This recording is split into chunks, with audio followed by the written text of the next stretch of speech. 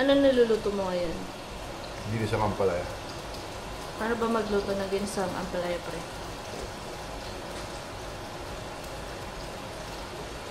Okay. So today, nabilitan tayo mag-vlog. Nagigisa na ako ng Nagigisa na ako ng toyo, onion tsaka kamatis. Anong ginagawa mo sa para hindi umait ang ampalaya? Ito. Hiwain mo siya ng sobrang nipis. Maganda manipis pag ganitong luto. Manipis lang talaga yung ginagawa ko. Tapos nagyan ko ng konting ng asin. Siguro mga dalawang 1 tablespoon. Massage ko lang ng ganyan. Massage. Yan. Tayo nyo lang yan. Okay. Yan. So, napalambot na natin siya. Tapos balik tayo dito sa ampalaya. Yan. Tutubig siya. Ginagawa ko dyan. Tanggalin natin ito madumi. Ginagawa ko dyan. Yan. Lagyan ng tubig. Tapos massage.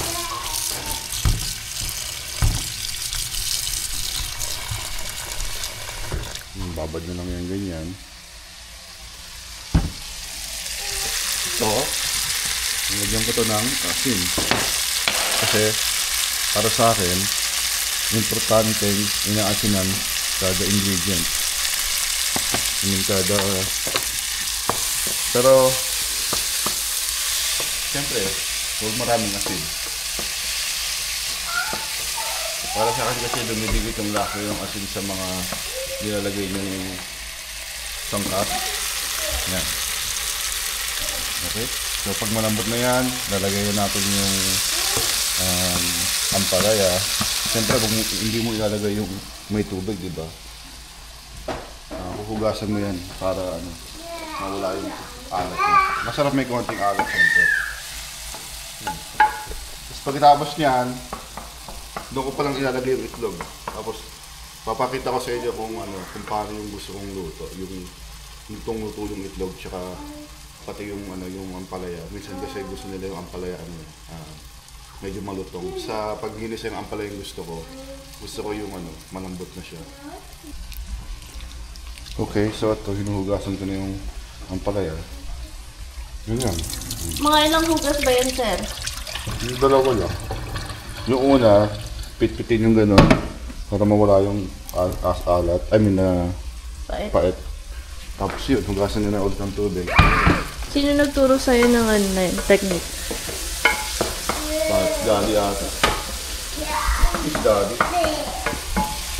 Yan. O, nilagay mo na yan. Yan, papalambutin natin ng maigi yan. Oh, may naiwan, sir. Isang piraso. Sayang. Yan. Tapos, aasinan ulit natin yan. This time, konti lang kasi naasinan natin kanina yung mga kamatis. Okay yan. Tapos yung itlog.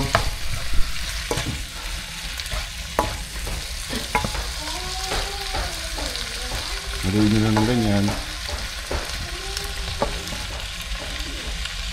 Yung iba nilalagyan ko ng oyster sauce, ng patis. Pero dito, simple lang muna. Kasi mas masarap yung simple lang. Masarap yung malalasahan mo talaga yung ampalaya at saka yung kamatis. Kaya yun ang lalagay ko. Pero walang problema sa paglalagay ng oyster sauce.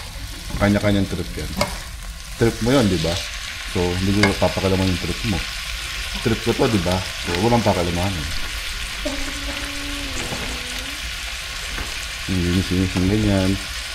Punasan yung ganyan yan. Alam mo, dapat sinasabay yung paglilinis sa pagluluto. Sabi nga ng daddy ko, hindi ka magaling magluto kung hindi ka marunong maglinis sa kusina habang nagluluto. Kasi ako, minsan kakain na tayo, di ba? Ang daming hugasin. Hindi ka makakain ng maayos noon. Maganda yung yung luto na. Tapos kakain ka na lang. malinis na yung kusina. Ganun. Yan. Okay, so antayin lang natin yan. Palambutin natin. Lalagyan ko ng siguro 2 itlog. Yeah, 2 itlog. Tapos yun, lutuin lang natin yung itlog, okay? Mamaya, papakita ko sa inyo kung paano kami mag-lasagna rito. Lasagna. Ang tawag ko doon, lasagna. Okay? Yeah, tinatry pa rin namin ma-achieve yung Greenwich style sa Pilipinas. So far, wala pa kaming hindi pa namin nakukuha yung tamang timpla. So, maybe this time. Okay? Maybe this time. Maybe this time. A little bit love in your life. Maybe now they can be more than just friends. She's back in his life. Okay, so off ko muna yung cam. Babalikan ko kayo, okay? Okay, so after mga 8 minutes, malambot na siya. Teka, kuha ko ng itlog. Ayan. So, itlog. Diretso dyan. Diretso nyo na dyan. 2 itlog. Boom. Tapos, haluin nyo. Yan. Yan. Tapos, lutuin nyo ulit. Another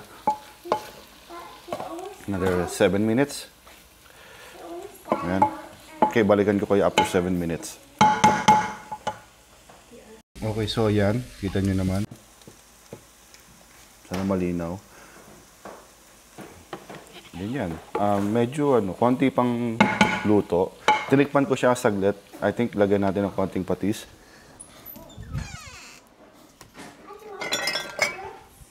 Konti lang naman kasi nilagyan na natin ng asin yan. So, para lang maamoy natin yung patis. Gusto ko lang maamoy yung patis sa dish.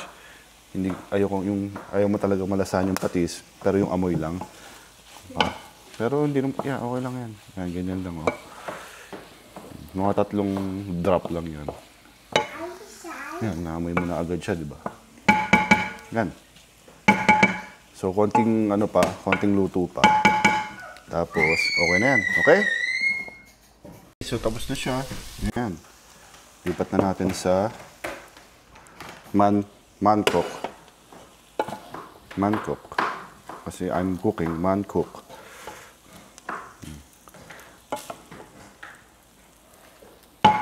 Okay. Lalagay lang natin ito. Tapos mamaya, lagyan natin ng montage. Ayos ba yun? Okay. Okay, so, roll the montage. Sabi nga nila.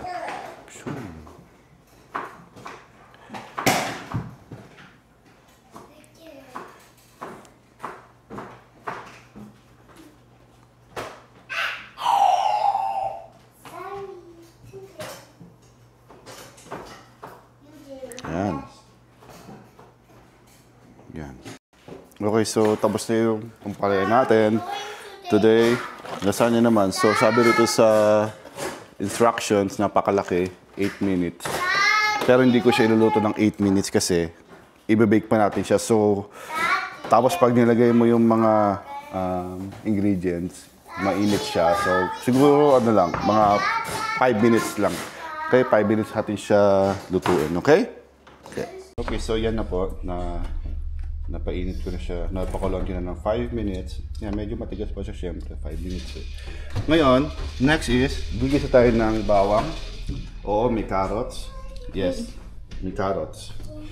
Para sa mga bata syempre. At saka may garlic tayong ilalagay. Lalagyan din natin ng ground beef and ground pork. All together. Antayin natin silang mag-incorporate together. Okay? So, papakita ko sa inyo. Okay, so lagyan na natin ng oil. May pupuntahan ba sa mga bata? Wala? Hindi natin. Olive oil yan, huwag kayo mag-alala.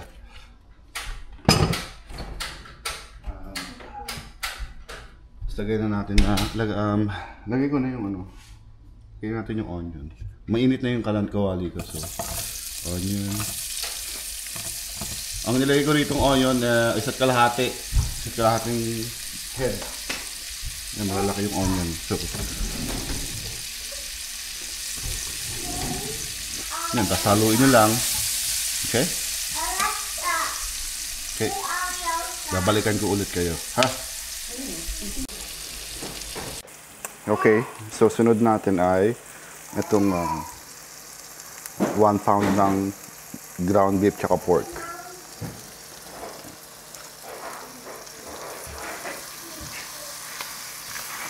Yan, depende kung gaano karami yung sa inyo dahil syempre, alam nga namang gamitin nyo is 1 pound na ground beef tsaka pork sa kakain sa 20 na tao, di ba? Siyempre, dadadagan nyo. So, yan. Sinabay ko siya para yung ground beef tsaka yung ground pork tsaka yung onion, para silang maluto ng habang nagkakaramalize yung itong onion. Didikit yung pagkatamis, yung konting slight ng katamisan niya dahil sa caramelized onion dito sa beef and pork natin. So yan, tatakpan ko lang siya niyan. Inaano ko lang siya, pinihiwa-hiwalay ko lang para maganda kalabasan. Okay? So makikita nyo yan mamaya, yung onion, wilted na siya, caramelized siya, pati yung magmamatika rin to. So, yan, hintayin na natin ha. So ayan, kita nyo, nagtutubig na siya. At saka ito yung pasta natin, 5 minutes lang yan ha. Mamaya i-assemble natin yan. Mamaya gagawa rin tayo ng bechamel sauce. Okay, mapakita ko sa inyo kung paano. Ito, so ngayon, kailangan pa natin patutungin yan. Hindi mo yung tingnan lang natin kung para lang mawala yung mga tubig niya. Hanggang sa material lang is yung oil. Yan, kita nyo, nag-wilt na yung onion pero hindi pa tapos yan. Mag-wilt pa hanggang mamaya yan. Okay, see you again. Ito, sunod, lalagyan ko pa ng garlic to pero para mas malasa, lagyan natin ng garlic powder. Yan. Siguro mga 1 teaspoon. That's onion powder. Oops. Onion powder. Same, 1 teaspoon din. Lagyan natin ng BP, black pepper. Siguro mga lang, mga a pinch or 2 pinches. Ayan, tapos, kita nyo, nagtututong-tutong na siya. Doon ko palang ilalagay yung garlic ko. So, teka lang, ihaluin ko lang to.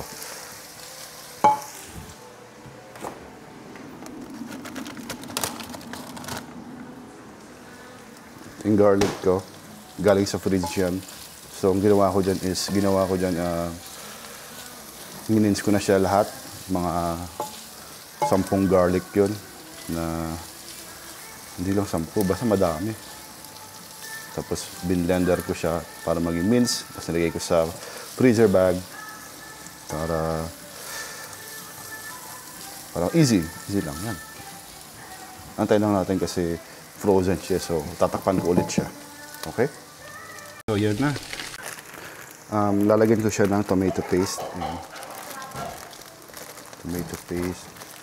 So, mga 1, 2. Gusto ko medyo maasim na konti. Mga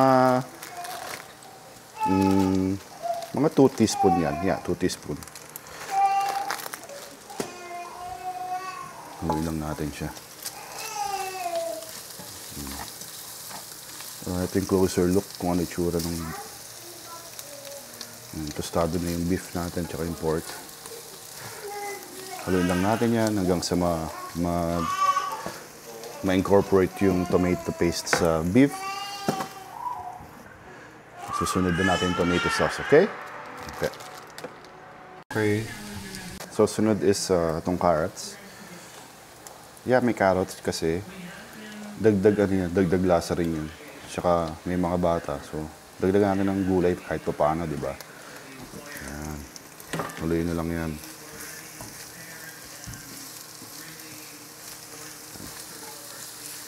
Siguro yung carrots ko is 2 carrots na medium size. Ngayon, okay lang kung maging 3 yan. Walang problema dun. Kasi hahalo lahat yan sa sauce. Magiging isa lang yan. Okay, so lalagyan na natin siya ng tomato sauce next. Okay, so tomato sauce, ito yung gamit namin dyan. Hunt Stick and Rich. Ngayon, kung wala kayong ganito, gumamit kayo, huwag na kayo magluto. Yeah, huwag na magluto. Okay lang yun. Mapagod lang kayo eh. Well, actually, kung wala kayong ganito, gamitin nyo na lang is Filipino style. Or yung simpleng tomato sauce lang. Make sure na ano siya, yung hindi siya buo-buo. Pero ito, ginagamit ko ito. Tsaka muro lang to. Mura tsaka malasa siya. Yan. May laman pa siya, so nalagyan ko ng tubig yan. 2. Okay? Haluin lang natin. Ganyan.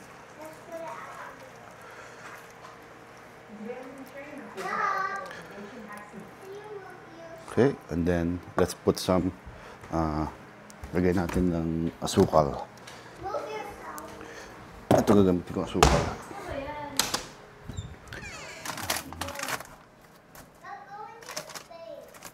Brown sugar. Kung wala kayong brown sugar, white sugar, okay lang yan. Siguro mga 1 tablespoon or 1 tablespoon or 1.5.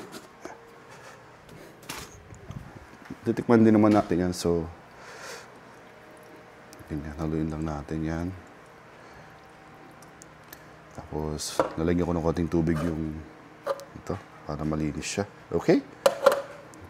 Okay, so may nalimutan ako. Lagyan natin ng banana ketchup pala. And kung wala kayong banana ketchup, meron ba? Ayun, meron tayong banana ketchup. Kung wala kayong banana ketchup, pwede rin Heinz ketchup or yung Frenchies. Depende, kasi yung maasim yung mga ketchup na yun eh. Ang Filipino lasagna is manamis-namis yun. Diba? Lalagyan natin ito ng siguro mga 1 tablespoon lang. Pampakulay lang to basically. Para mas mapula siya. Ay, nako. Bakit? Diyan!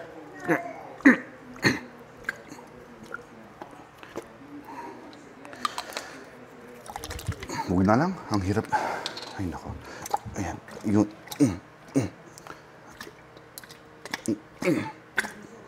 There we go. Yan. So, haluin lang ulit natin.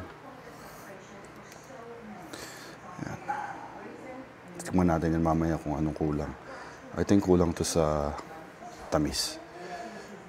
Kasi hindi tayo gumamit ng Filipino style spaghetti sauce. Pero malalaman natin naman. Pakuluin lang natin. Makikita natin yung kulay niyan. Mas red yan mamaya. Okay? Okay, so lagyan na rin natin pala siya ng beef cube. Chicken cube. Pwede rin beef. Pero gusto ko chicken. Isang buong chicken cube. Yan. Pwede lang natin.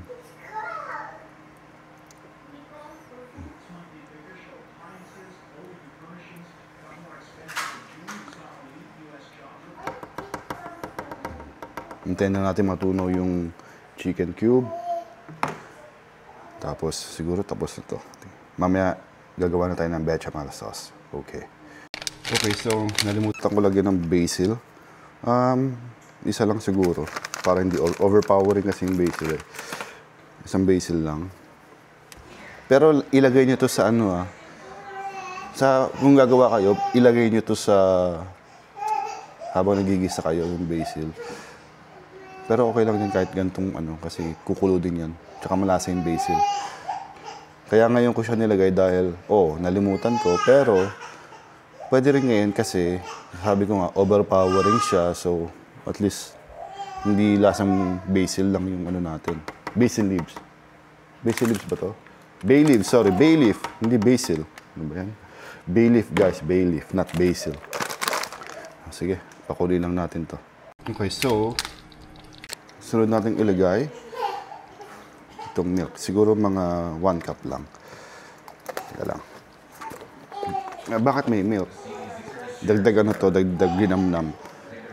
Kaya hindi tayo naglalagay ng magic syrup eh. Oops, I think that's 1 cup. Yeah, that's 1 cup. Saluin lang natin. Yeah, this is, I mean, yeah, that's getting a lot closer to the ground. Like you can't see because of the trees if it's touching the ground there. But that's 4% milk to Kung may whole milk kayo, mas okay yun. stretching. Pero ito lang meron kami sa bahay. 2% milk. Saluin lang natin yan. Yan. Pakulin ulit natin. Tama yan. Tapos na yan. Okay, so once na nakita nyo kumukulo na yung ating pasta sauce, lasagna sauce, buksan nyo lang yan para mag-evaporate ng konti yung water or yung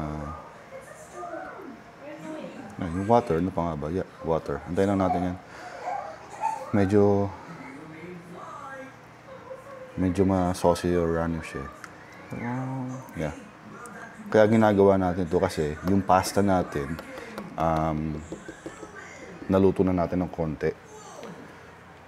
Siyempre yung pasta, pag naluto ng konti yan, mas konti yung kukunin niyang water na sa sauce.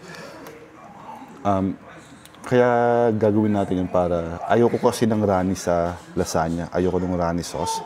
Okay lang yung konting runny, pero yung alam yung, yung parang pagbukas mo ng lasagna, pagkat mo ng ganung lasagna, ayaw mo yung parang may landslide. Gusto ko pag ginanong ko yung lasagna, buo pa rin siya. Buo, gusto ko nakikita ko pa rin yung structure ng lasagna. Pero yun yung trip ko. Okay? Tandaan nyo, trip ko yun. Pwede yung trip ko. Masarap din yung ganung lasagna. Yung sinasabi nyo na para may landslide lasagna. Masarap din yun. Pero, syempre, ako nagluluto. At yung mga bata, gusto rin ng ganung lasagna. So, yun ang gagawin natin.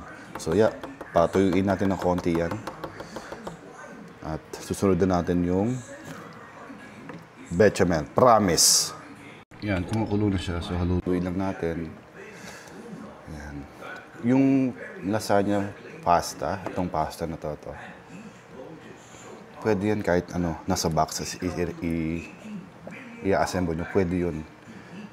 Pero pag ganun ang gagawin nyo, okay lang medyo runny.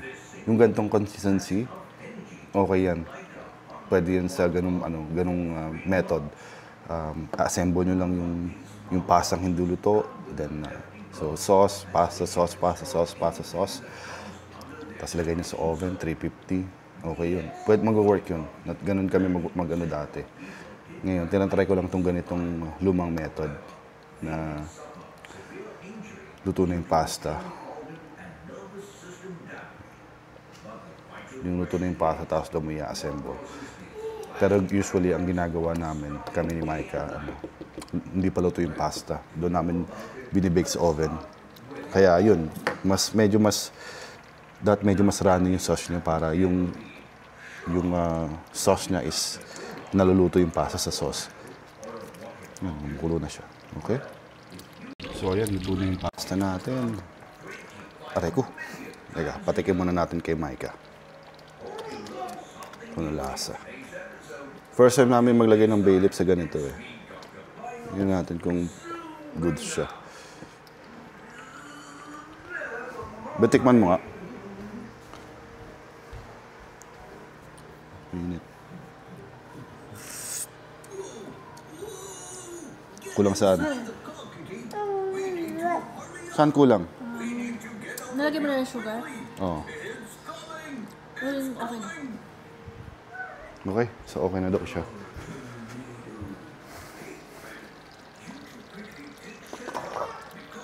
Okay. Buwasan natin dito.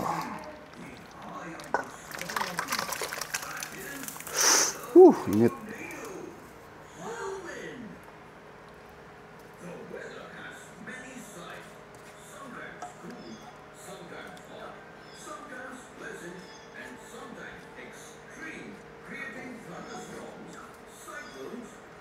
Yan. Yan yun. Okay? Hugasan ko lang to, then gagawa na tayo ng bechamel sauce. Okay, so, ito yung recipe natin sa bechamel. Meron tayong mozzarella cheese. Ito, leftover cheese, so gagamitin ko na yan. Velveeta. Wala tayong quick melt, so Velveeta gagamitin natin. Ito, alalay lang dito kasi napakalasa nito, so konti lang ilalagay natin ito. Butter, of course, tsaka milk, tsaka flour. Tsaka pag may nalimutan ako, along the way na lang natin sasabihin. So, manood lang kayo, okay? Okay, so, let's start.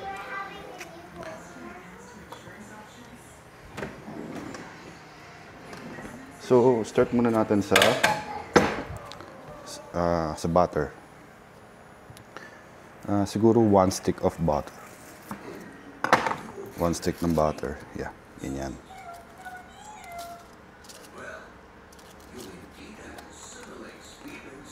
One stick ng butter. Okay. Hintayin natin maluto yan. Yung ganyan, habang nag-iinit siya, isabay mo na yung flour.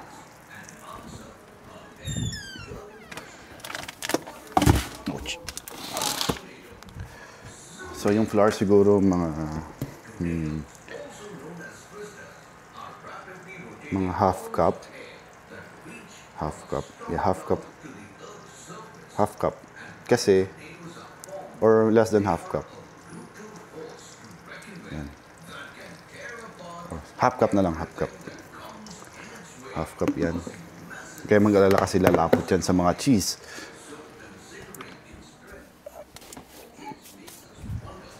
So, haluin na lang yan.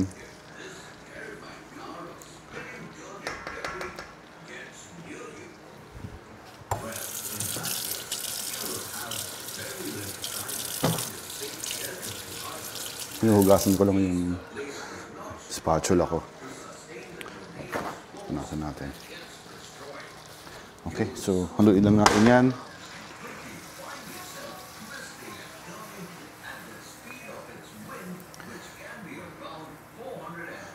Tapos, lagyan ulit natin ng bay leaf. Mga tatlo siguro.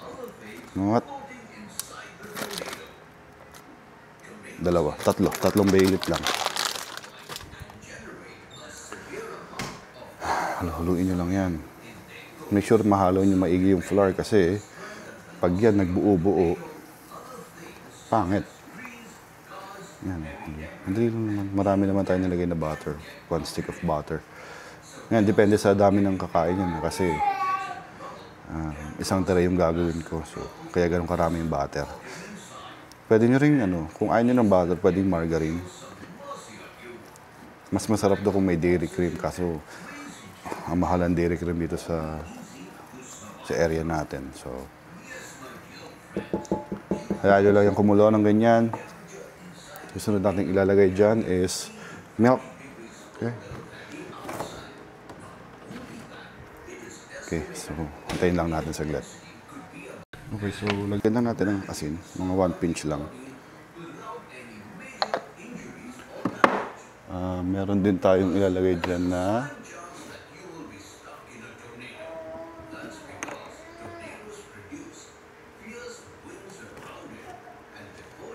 garlic powder. Kunti lang.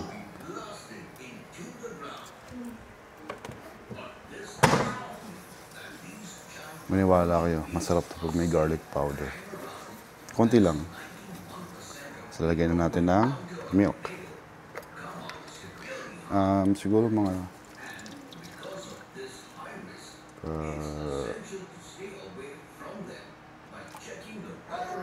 3 cups yan. 3 cups of milk. Then let it boil.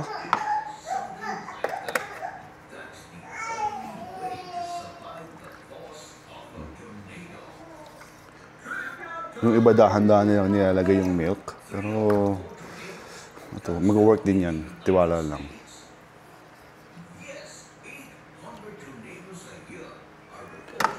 Yan. Kung kala nyo medyo runny, hindi yan maging runny. Trust me. Meron tayong cheese. Siya yung magpapalapot niyan. Okay? Takpan lang natin and let's wait until it's boiling. So yan. Medyo kumukulo na siya konti. Ngayon, ilalagay na natin yung cheese natin. Hindi mo, runny talaga siya. Okay? Trust me. Trust me, guys. Yung cheese, yung quick melt muna. Siguro, ganito lang. Mga 1 tablespoon, 1.5. Lagay mo Tex mix na leftover.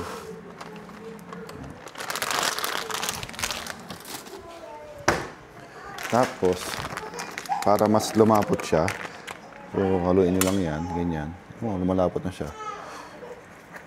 Mukhang lalagyan ko pa ito ng another cup of milk. Ayan. Mozzarella cheese. Mas maganda to kung kayo yung mag-grate. Pero dahil busy kami, yung naka-grate na lang. Hindi tayo mabuksan.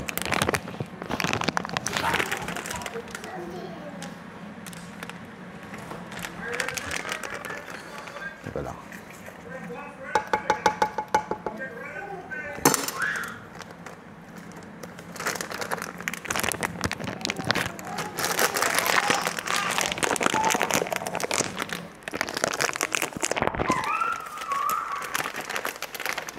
Ayan, nabuksan na natin.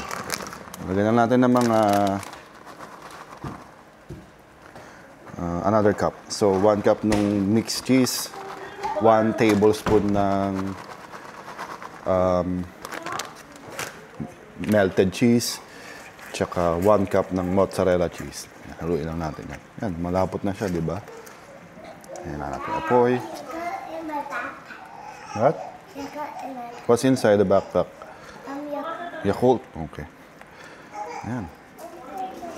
Puti siya, di ba? Ayan, lumapot na siya. Malapot to actually. Yung quick melt natin medyo nandiyan pa rin siya. I think lalagyan ko pa siya ng milk. So, tatansyahin nyo lang yan. Kayo ang titingin. Lagyan ko ng mga 1 cup ng milk. Okay. Okay lang natin ulit. I think okay yung ganitong consistency. So yeah, antay na ulit natin kumulo. Mag-melt yung mga cheese.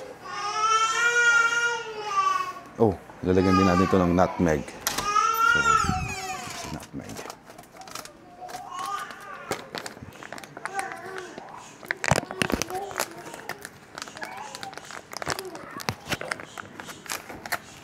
Nutmeg is here. Pinch lang or gusto ko ba ng konti lang? Oops, yan. Okay na yan. Pang-aroma lang yan. Siyempre, konting flavor pero aroma rin yan. Yan, haluin lang natin yan. Makaiba, di ba? May nutmeg.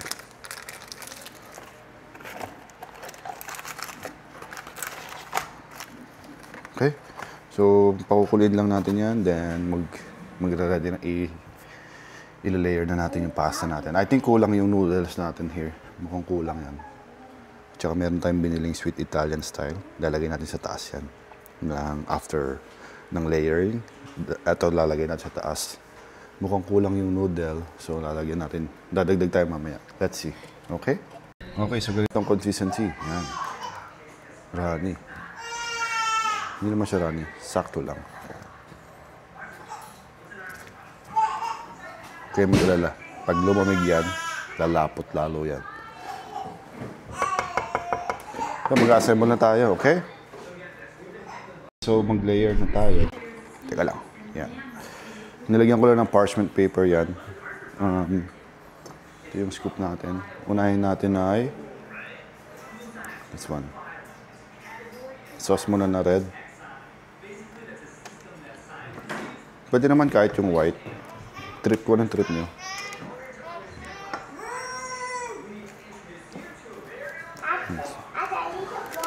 Ganyan nyo lang yan.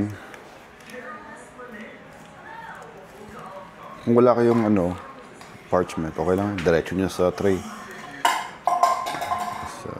Simple lang yan. Pag ito kinulang, papakulo na lang ulit tayo. Usually, tatlong layer lang talaga ang lasagna. Huh? That's not where you put it.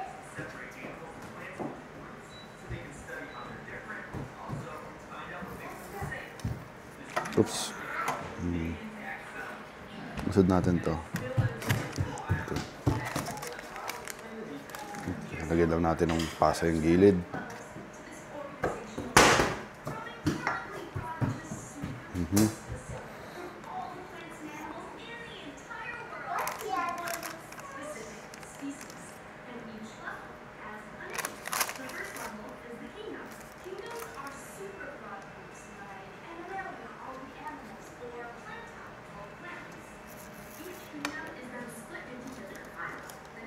Okay, so sunod.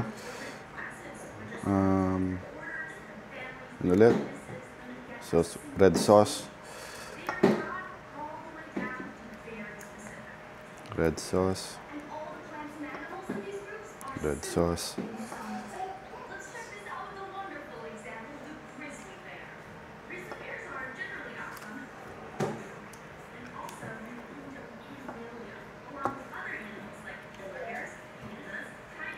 Spread niya maigi.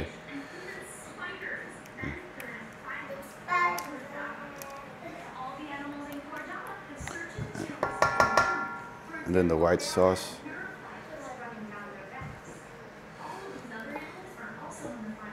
White sauce. White sauce. Be generous sa white sauce. Yan yung ano. Diba, hindi natin dinamayan yung cheese. Okay.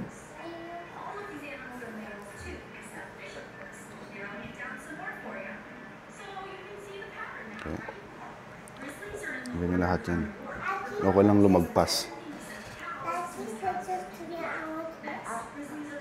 Okay, just give me a minute, Gab. Tapos yan, lagyan natin ng mozzarella cheese. Ayan, ganyan. Sarap.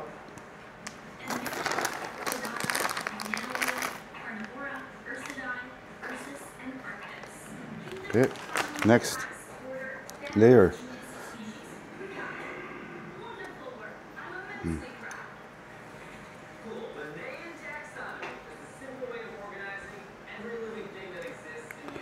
Yeah, kulang yung pasta natin. Gagawa na lang ulit ako. So, ganun lang yan guys ha. Gagawa lang ulit ako ng pasta tapos itutuloy natin to. So yan, nakadalawang layer pa lang tayo. Nagpapakulo ulit ako ng tubig. Siguro gagawa tayo ng 2, 3. 1, 2, 3, 4, 5, 6, 6. 5 layer. So, 12 pieces of pasta sheets. Then, we're gonna cut this into circle, maybe 2 or 3 piraso. Tatlong sausage. Nalagyan natin sa taas. Then, i-bake natin for 350 for 15 to 20 minutes. Papakita ko sa inyo lahat yun later, okay? So, naluto na natin yung pasta. Assemble ulit natin. Continuing. So, this is 4th layer. No. Yeah, 4th layer. And then last layer after this.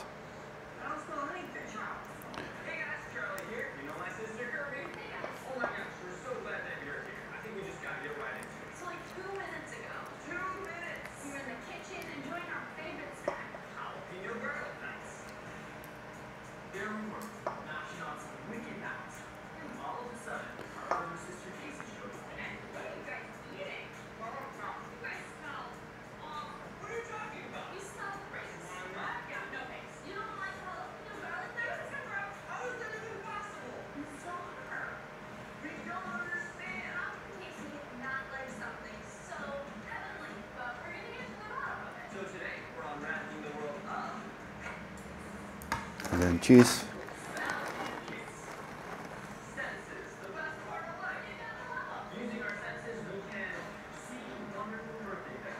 Wait, mix lang natin to. Okay. Last one. 1, 2, 3, 4,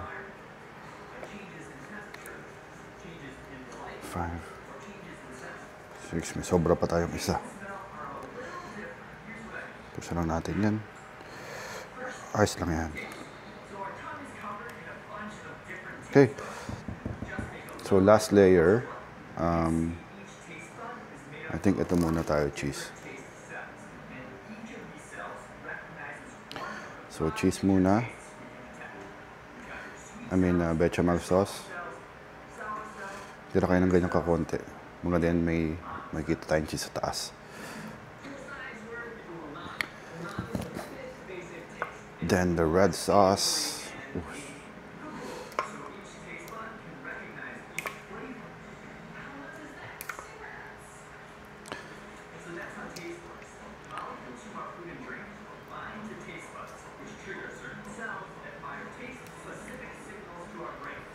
Last na itong red sauce, like, wala na tayong ilalagay after that. So, spread nyo lang ng ganyan. Ayan. Pinreheat ko na pala yung oven, 350 lang. Ang dami na ito. Ang bilip, tapon natin.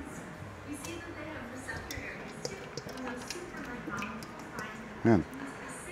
So, looks good. Covered lahat, I think.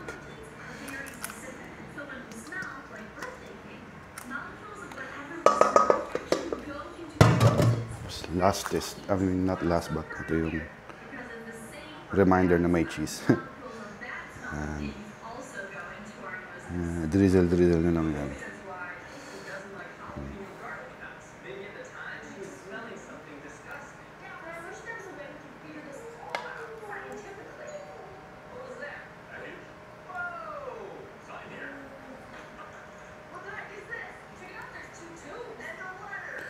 Yeah. Okay. And then the cheese. Lagay na lahat to.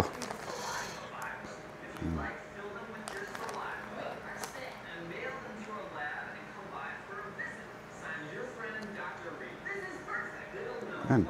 Oops. Tapon. Ayos lang yan. Okay, and final sunod is itong Italian sausage. Spread na lang yung ganyan.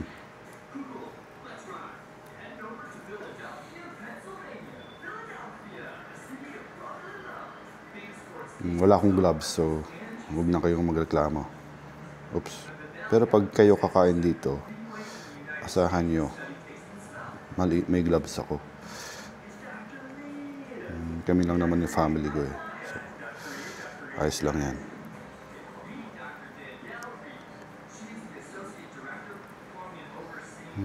Miss ba akong spot? Yan. Okay. Tapos, ilalagay na natin sa oven. Pagka-cook, lalagyan natin ng dried parsley. Hindi ko siya pwede malagyan ng parsley ngayon. Kasi, dried siya. Pag nilagay mo ngayon yung dried parsley doon, masusunog yung parsley. So,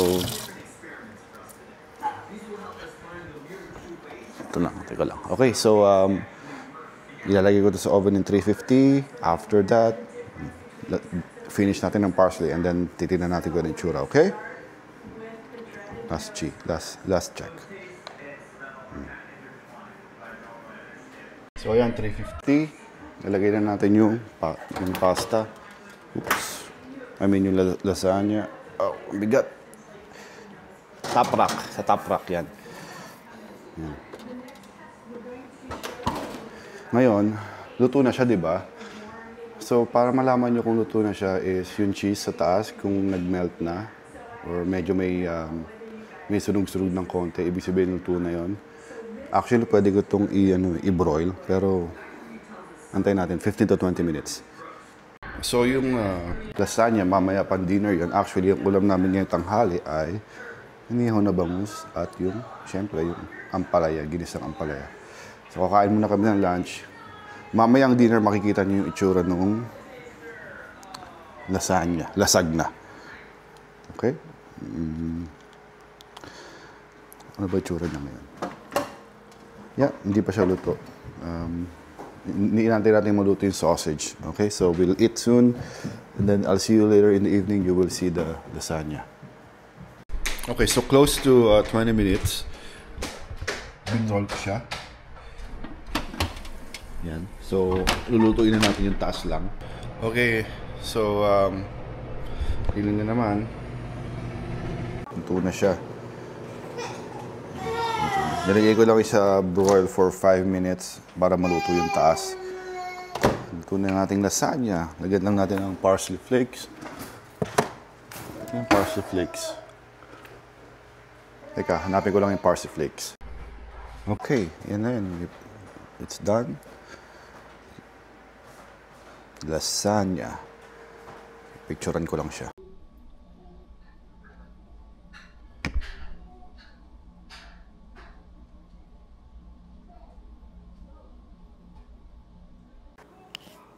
Okay. So, ito na po yung ating lasagna.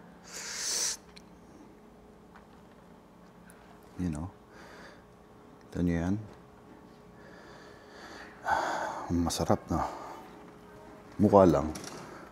Tikman natin.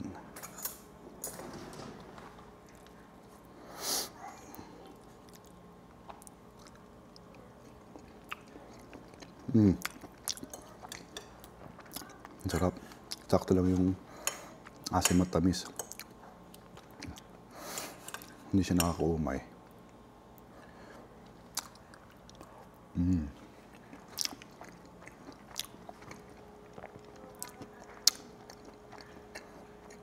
Yung lasagna, pasta. Sakto lang din yung al denteng luto. 5 layers is okay. I think maganda yung 5 layers. Yan, 5 layers yan.